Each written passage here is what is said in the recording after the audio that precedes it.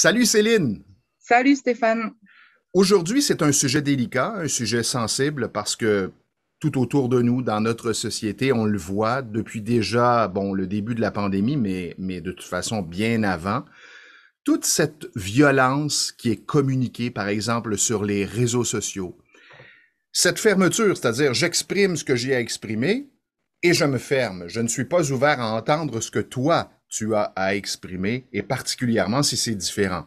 Si c'est la même chose, je suis ouvert. Mais si c'est différent, non, je suis fermé. Comment tu Mhm. vois ça, toi? Est-ce que tu observes la même chose en Suisse autour de toi? Oui, comme tu dis, les réseaux sociaux, c'est une bonne représentation de ce qui se passe dans la société. En plus, à travers les réseaux sociaux, souvent on peut être derrière une image, derrière un pseudo, on ne sait pas forcément Ouais. qui est derrière. Donc, c'est plus facile aussi d'exprimer, de balancer un petit peu tout ce qu'on n'oserait peut-être pas dire en face d'une personne. Donc, il y a en plus ce paramètre-là qui est assez important, puis qui exacerbe encore du coup la violence, parce qu'on se permet enfin, les gens se permettent de rentrer dans le cadre beaucoup plus facilement. Mais c'est vrai que d'ordre général, dans toute la société, il y a quand même une forme de violence, d'ailleurs qu'elle soit plus ou moins exprimée, parce que des fois elle reste un petit peu comme ça réprimée, et juste on sent qu'il y a des choses qu'on ne peut plus aborder.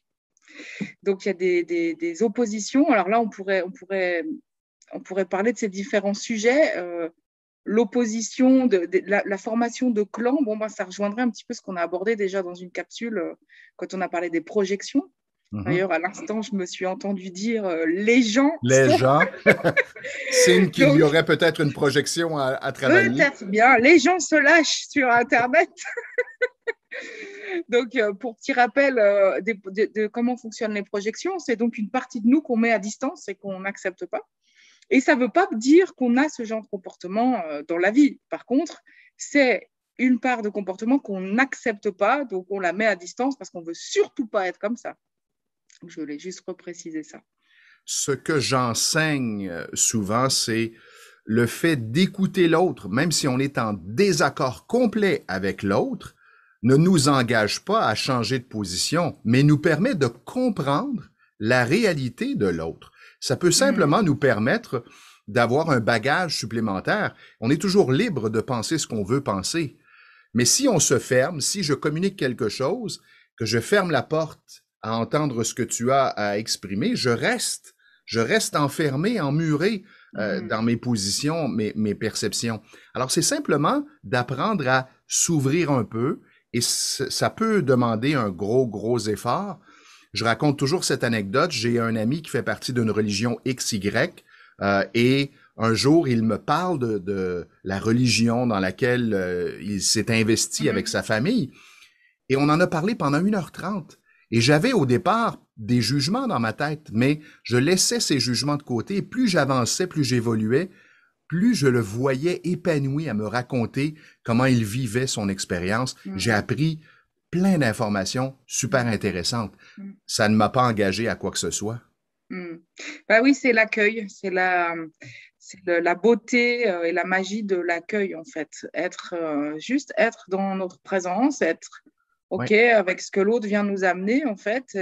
Et une fois de plus, dans la vision des Pixels, tout ce qui pourrait nous faire réagir, bon, souvent en étant contre, souvent en étant révolté ou en colère, ou on essaye de convaincre l'autre, bah, tout ça, c'est des réactions, en fait, qui montrent qu'il y a des choses peut-être qu'on pourrait regarder chez soi. Donc c'est vrai que ce genre de désaccord et de violence, on peut le voir à différents niveaux. Donc déjà au niveau de cet accueil, ensuite au niveau des projections, et puis au niveau un petit peu dernièrement, en tout cas tu disais sur les réseaux sociaux ce qu'on observe. Et ce que j'ai pu observer, c'est une scission des clans. Enfin, je ne suis pas la seule à l'avoir observé, hein. Ouais, Je pense que ça effectivement. paraît assez clair pour tout le monde qu'il y a des clans qui sont en train de se former, de s'affronter. Alors, des fois avec nos proches, donc du coup, ça devient un sujet tabou parce qu'on aime quand même ces gens et on ne veut pas se déchirer. Alors, du coup, on ne peut même plus communiquer, donc ça crée une sorte de non-dit, de tabou. Ça, je trouve ça assez terrible. Et puis, il y a du coup cette notion du bien et du mal. L'autre clan, forcément, il est dans le mal. Mhm. Et je dois dire que, ouais. C'est George Bush qui disait, je pense, qui disait, suite justement aux événements du 11 septembre, vous êtes avec nous ou contre nous, C'est ça. quelque chose du genre. Alors ça, évidemment, ça installe deux positions possibles. On fait partie Bah, du même groupe ou on fait partie d'un autre groupe considéré comme un groupe ennemi. de la même façon, Macron l'avait annoncé, hein, nous sommes en guerre hein, dans son premier discours. Et en fait, aujourd'hui, on voit clairement qu'il y a une guerre sous-jacente là, à l'intérieur même du peuple. Et donc, ça ressort bien sûr sur les réseaux sociaux. Et dans cette vision, entre guillemets, du bien et du mal, bah, là aussi, c'est des choses que la vision Peak State aborde. Je ne vais pas non plus rentrer dans les détails au niveau de la biologie, parce que c'est des choses qui sont assez complexes, mais c'est des choses qu'on retrouve dans certains cheminements spirituels, en fait, où peut-être vous avez déjà entendu parler de l'Advaita, la voie de la non-dualité, ou d'autres voix qui travaillent comme ça sur cette dualité et sur cette recherche de l'unité, en fait. C'est-à-dire, c'est comme si on n'était pas au-dessus, mais en tout cas, ces dualités s'intègrent pour faire partie d'un tout. Et du coup, moi-même, j'ai dû faire des guérisons au mois d'octobre dernier, donc il y a une année, parce que je me trouvais un peu prise dans ces positionnements et dans cette dualité, etc. Et donc, j'ai fait des guérisons là-dessus, donc sur les projections, entre autres. Et à un moment donné, c'est vrai que je me suis retrouvée dans cette unité où toutes ces facettes, tous les différents acteurs de ce qu'on observe aujourd'hui, c'est comme si tout se dissolvait pour ne devenir plus qu'un. Et puis aujourd'hui, ça ne change pas vraiment mon opinion sur ce qui se passe, même si je reste beaucoup plus ouverte et je n'ai pas forcément une certitude. Mais ça m'aide à être dans une position qui est beaucoup plus intégrée, en fait, où je peux comprendre des gens dans une position, des gens dans une autre position. Il y a des choses vraies, il y a des choses moins vraies, et en étant beaucoup plus calme, en tout cas. Et le fait d'être calme, lorsque tu échanges avec quelqu'un, ben, l'autre personne le perçoit, se sent plus en confiance et va s'ouvrir davantage. Et c'est par Voilà, la communication qu'on c'est ça. apprend, qu'on évolue, qu'on comprend. Plus il y a de communication, ben, plus on risque de s'entendre ou Trouver de des solutions. comprendre, de trouver des solutions. Mais plus on se ferme et qu'on se pointe les uns les autres du doigt, ça crée cette dualité, cette agressivité, cette violence. Et comment ça va faire évoluer? Parce qu'on vit tous ensemble de toute façon. Alors, comment C'est ça va ça, faire évoluer la société? La c'est question ça. mérite d'être posée, là.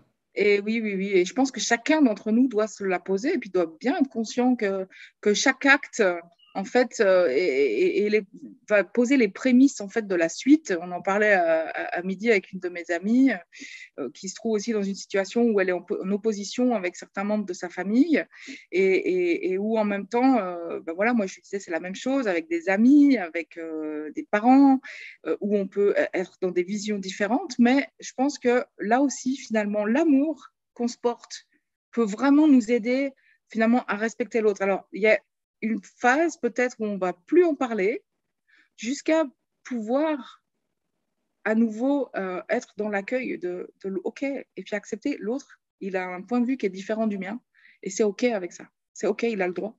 Parce que son point de vue, il est issu de tout ce qu'il a vécu, de tout ce qui l'amène à un Voilà. moment X, de penser comme ça, de vouloir ça, que ce soit en effet, bon, chacune de nos postures, en règle générale, est issue de nos traumas, en vrai, hein, et de nos blessures. C'est pour ça que je dis souvent, avant d'avoir une position ferme et tranchée, guérissons déjà les traumas autour pour voir si c'est une posture qu'on prend à cause de traumas ou parce que fondamentalement, c'est juste pour nous.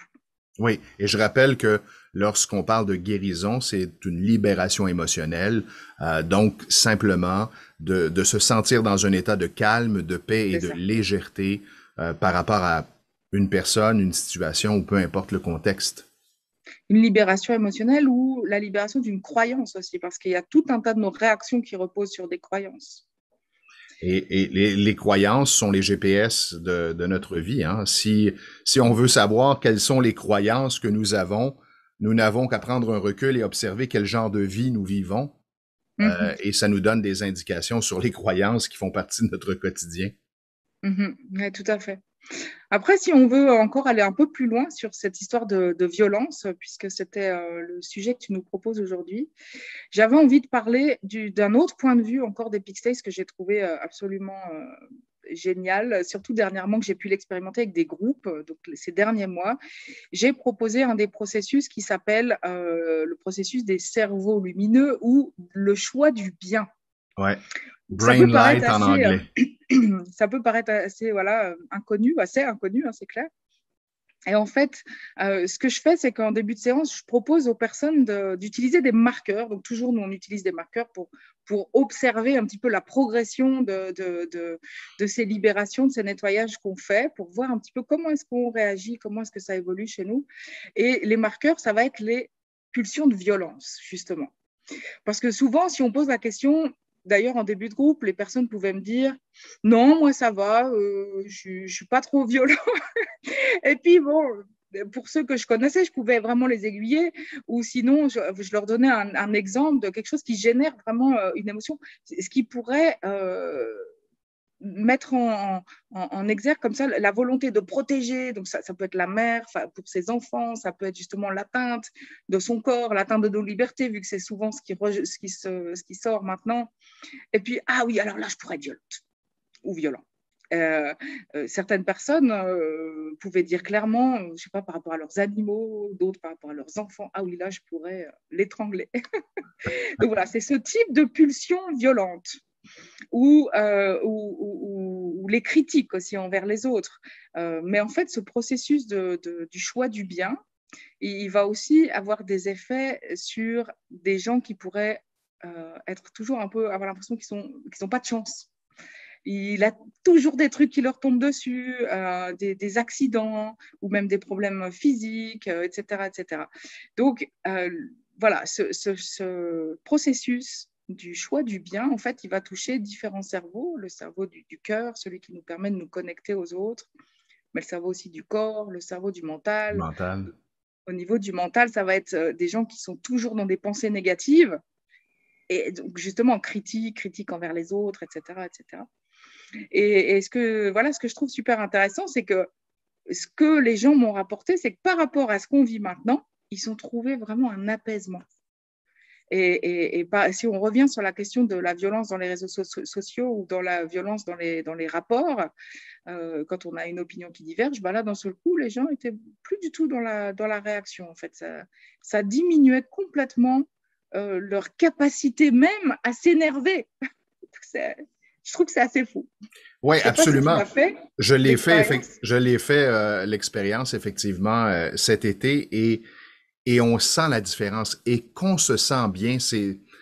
J'aurais de la difficulté à trouver les mots pour décrire l'état dans lequel on se trouve et à quel point, bon, ça ne veut pas dire que je n'ai plus de pensées négatives, mais je ne reste plus dans ces pensées négatives. Il arrive, il y a une situation qui se produit, je ressens quelque chose et oups, ça s'estompe tout de suite. Alors, c'est comme ça, moi, que je l'ai expérimenté. Ouais. Alors, il y a différents types de pensées négatives, c'est vrai, parce que chaque trauma peut générer des pensées, hein, comme on en a déjà parlé. Dans le brain light, c'est souvent des pensées négatives, les personnes qui anticipent toujours le pire, Et par exemple. voilà, exactement, l'anticipation du pire. Ouais. Ça va beaucoup jouer là-dessus, en termes de pensée. Exactement, les scénarios catastrophes. Mhm. Ouais. Alors, Mhm. c'est sûr que si j'anticipe, ben je vis dans une espèce de peur. Là. Alors, forcément, je ne suis pas calme, je suis pas en paix à l'intérieur de moi et constamment, c'est exigeant également pour le corps parce que ça demande énormément d'énergie, ça consomme de l'énergie. Mhm. Mhm. Alors, c'est Oui, un processus vraiment intéressant qui s'échelonne sur quelques séances. Et comme pour tous les processus Peak States, comme tu l'as dit, il y a des marqueurs qui nous permettent de voir l'évolution et de façon très, très précise, on peut mesurer le changement avec les mhm. marqueurs, mais aussi dans sa vie. C'est ça. Donc, les marqueurs, ça va être, par exemple, les personnes même pessimistes. On s'est rendu compte que ça... Parce que du coup, j'ai testé différents marqueurs pour voir sur quoi Mhm. ça joue, sur quoi ça a un impact, sur quoi ça n'a pas d'impact. Et sur le pessimisme, semble-t-il, il y a eu un bon impact chez les personnes. Chez les personnes aussi qui pouvaient, une fois de plus, anticiper le fait que vieillir, c'était se dégrader, c'était vraiment... Pour certaines personnes, c'est... Ben voilà, de se projeter là-dedans, c'est forcément, il va y avoir des problèmes, forcément, ça va être difficile, ça va être difficile pour le corps, il va y avoir des problèmes physiques, etc. Donc, ils utilisaient même le terme de déchéance, et puis à la fin du processus, j'étais là, pas du tout, déchéance, bah non. Et ça va agir aussi sur notre capacité à ouvrir notre cœur aux autres, en fait. Et justement, notre capacité ou non à être violent. C'est-à-dire que pour certaines personnes qui expliquaient, ben voilà, quelqu'un vient, puis il y a un comportement intrusif, ouh là, je pourrais. Et puis après le processus, ben non, en fait, je lui dirais juste, ben ça me dérange. Merci. Et dans mon cas à moi, ça s'est reflété dans ma formulation de questions. Souvent, la façon dont je formulais les questions, c'était négativement. Par exemple, Intéressant. tu peux pas faire ça? Ou tu peux pas l'appeler? Ou souvent, et je m'en rendais pas compte, et maintenant, je les Et formule ouais. différemment, mes questions. Est-ce que tu l'as appelé? Est-ce que tu pourrais faire ça? C'est là où ça devient intéressant. C'est vraiment quelque chose qu'on observe, que moi j'ai observé Ouais, dans ma ouais, vie. ouais. Ouais. Puis ça, c'est ce que j'aime une fois de plus particulièrement avec les Peak States, c'est qu'il y a des techniques et des thérapies qui nous permettent de prendre conscience que, par exemple, on parle avec la forme négative, tu ne pourrais pas faire ça. Et puis, tous les jours, on va faire l'effort. Ah mince, j'ai encore pas utilisé la bonne Ouais. formule, alors je rechange ma formule. Je parle au jeu, etc., etc. Et là, en fait, bah, les choses se font naturellement. Voilà, quand on a guéri le problème biologique qui sous-tend ce comportement, et ben voilà, on se comporte différemment. Alors, en conclusion, observez-vous lorsque vous êtes en échange avec les gens, que ce soit sur les réseaux sociaux ou en communication verbale, et observez à l'intérieur de vous comment vous vous sentez. Qu'est-ce qui se passe lorsque vous écoutez l'autre? Est-ce qu'il y a des résistances?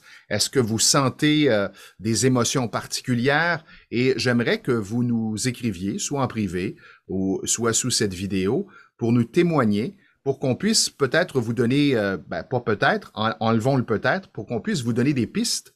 Et vous pouvez aussi nous consulter si vous souhaitez vraiment régler cette situation. Au plaisir de vous lire tous, en tout cas. Et puis, à tout bientôt, Stéphane, alors. Merci. Bye. Au revoir.